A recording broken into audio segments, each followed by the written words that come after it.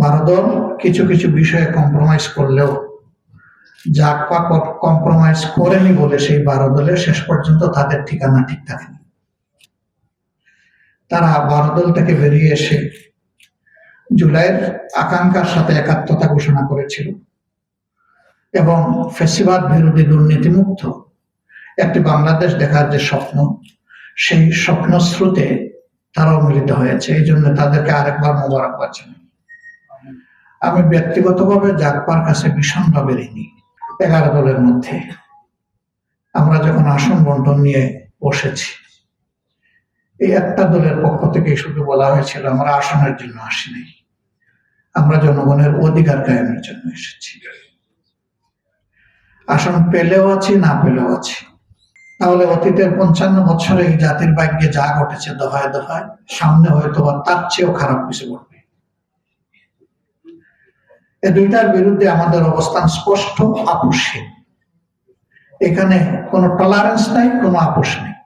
যা নিয়ে আমরা ঢুকছি, আমরা কথা দেব প্রিয় বাংলাদেশের জনগণের সাথে আমরা বেইমানি করবো না ইনশাআল্লাহ। সস্তা কোনো সুযোগ সুবিধা আমাদেরকে টলাতে পারবে না ইনশাআল্লাহ।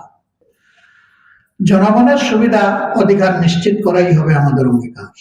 আমাদের যুব সমাজের নেতৃত্বে যে পরিবর্তন এসেছে, সেই যুব সমাজকে আমরা বুকে চিরতরে ধারণ করে রাখবো ইনশাআল্লাহ। তাদের আকাঙ্ক্ষাকে সম্মান করা, আকাঙ্ক্ষা বাস্তবায়নে কাজ করে যাওয়াই হবে আমাদের প্রধানতম কর্তব্য। তাদের আকাঙ্ক্ষা ভেরি সিম্পল, একটাই ছিল সেদিন বিজয়ী স্লোগান, উই ওয়ান্ট জাস্টিস। আমরা সকল ক্ষেত্রে সুবিচার চাই, আমরা কোথাও কোনো বৈষম্য চাই না। স্বজনপ্রীতি, দলপ্রীতি, গোষ্ঠীপ্রীতি, ব্যক্তিপ্রীতি, আত্মপ্রীতি, এই যুব সমাজ এটা দেখতে চায় না। আমরা যুব সমাজকে কথা দিয়েছি, তোমরা যা চাও আমাদের চাওয়াও তাই, তোমরা যা অপছন্দ করো আমরা তাই অপছন্দ করি, সুতরাং লড়ে যাব একসাথে ইনশাআল্লাহ। আর যুবকরা যে সমাজে সিদ্ধান্ত নেয়, এই সমাজ পরিবর্তন হতে বাধ্য হয়। এমনকি নবী করিম সাল্লাল্লাহু আলাইহি সাল্লামের আন্দোলন কিন্তু যুব সমাজের ঘাড়ে বর করেই সফল হয়েছে। সিনিয়রদের মর্যাদা পদদলিত হচ্ছিল, মানবতা কাঁদছিল।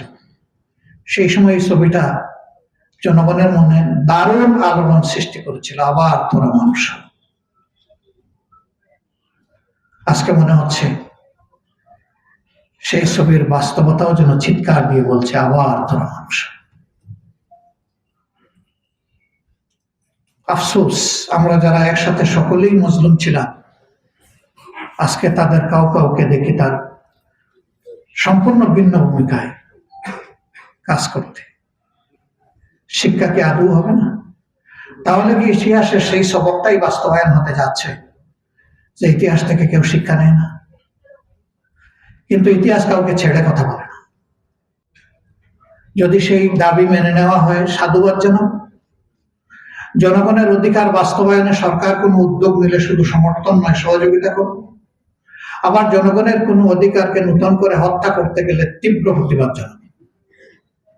প্রতিবাদে কাজ হলে আলহামদুলিল্লাহ, না হলে প্রতিরোধ।